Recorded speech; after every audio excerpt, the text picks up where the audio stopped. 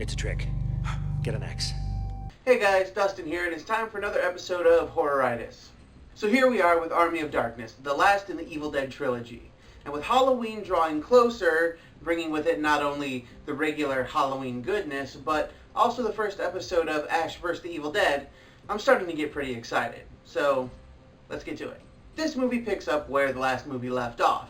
Ash has just been sucked through a portal and taken back to somewhere around 1300 AD, except instead of a hero's welcome, like in the end of the second movie, Arthur the king mistakes him for somebody from a rival kingdom and takes him prisoner. Have a taste of this! Once Ash and the rest of the prisoners are taken back to Arthur's castle, Ash meets Henry the Red, Arthur's arch nemesis. They see one of Henry's men tossed into a pit in the ground, and moments later a fountain of blood spews up.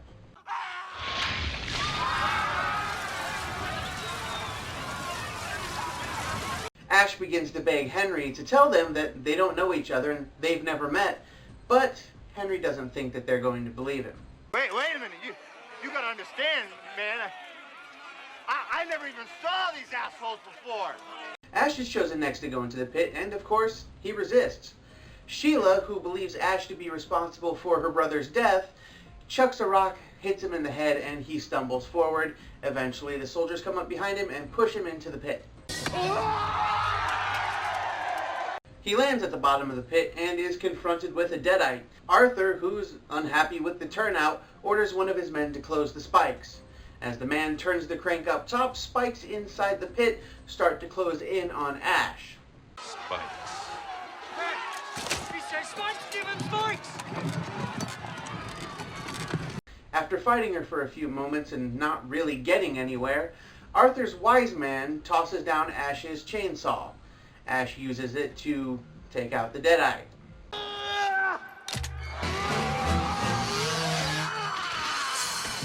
As Ash tries to escape, another deadite pops out of nowhere and tries to attack Ash.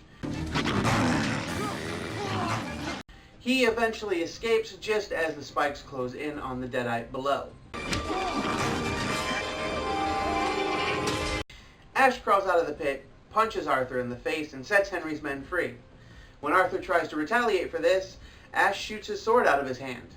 The locals, having never seen a shotgun, are appropriately impressed. This is my boomstick! Now that he's being celebrated as a hero, Ash learns from Arthur's wise men that they have the power to send him home, but first he has to retrieve the Book of the Dead. After one of the villagers is possessed and tries to kill Ash, in which he has to kill her, he reluctantly agrees to quest for the book. Yo, she-bitch. Let's go. So that gets us right up to about the 20-minute mark of the movie, and you know what that means, and you know you missed it. Here it is. So this series of videos really kind of seems like an essay on the evolution of Ash. I mean, we saw him go from the scared guy hiding in the background in the first movie to the take charge guy on the brink of insanity in the second movie to the inexplicably battle strategy savvy hero of this movie.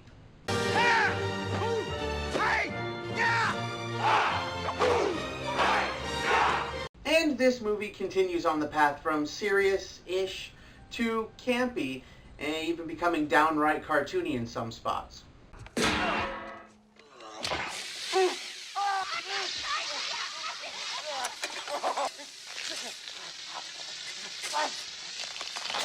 That doesn't make it a bad movie. In fact, this was always one of my favorite movies, and it's the one that works best as a standalone movie. You can watch this movie without having any exposure to the Evil Dead series at all, and still enjoy it quite a bit. But let's get back to Ash.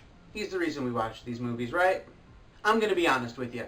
It's been a while since I've seen this movie, so when I went back and rewatched it this week, I was surprised that I had forgotten how much of an asshole Ash is in this movie. I mean, it seems like everyone he comes into contact with gets the brunt of his aggression. All right. Who wants some? Like the wise man. I got it! I know your damn words, all right? Arthur. You know your shoelace is untied.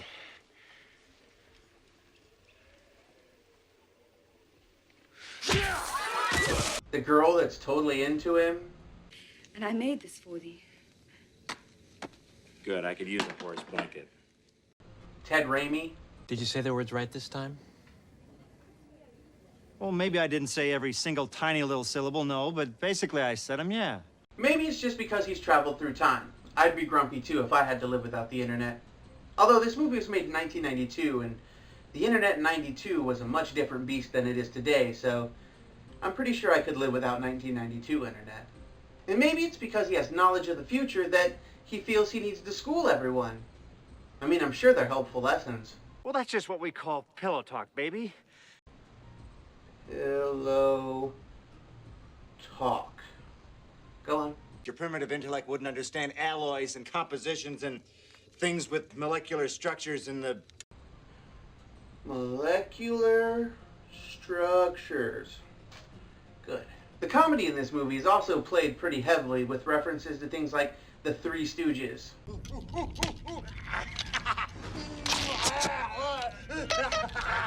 Then there's the Deadite King, who's actually played by Bill Moseley. Oh, you miserable bags of bones! Pick yourselves up and Sally fuck! Sally fuck!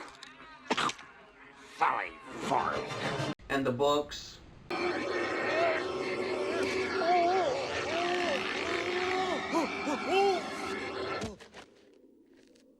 And the mini ashes.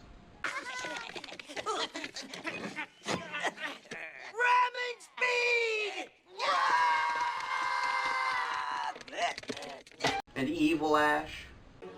I'm bad, Ash. And you're good, Ash. You're goody little two-shoes. You're goody little two-shoes, goody little two-shoes. This movie is absolutely fun to watch. You can watch it on its own or as part of the series, or if you're really into it, you can do a little editing and watch all three movies as one long continuous film. That actually works. So that's it for this video. Just a reminder, there's one more video after this, and then I'm taking the month of November off, and I will see you again at the beginning of December. So if you like this video, hit that like button. If you want to see more, hit subscribe, because even though I'm going to be taking a break soon, I will come back and I will have more reviews. And if you like this channel as much as I do, please consider going to patreon.com/horroritis. There you can donate anything from $1 on up for as long as you want. That's completely up to you, and everything that we get from there goes directly back into the channel to improve production and equipment and maybe add some cool features here and there. Every little bit helps, and it's all greatly appreciated. So until next time, I'm Dustin. This was Horroritis. Thanks for watching. Groovy.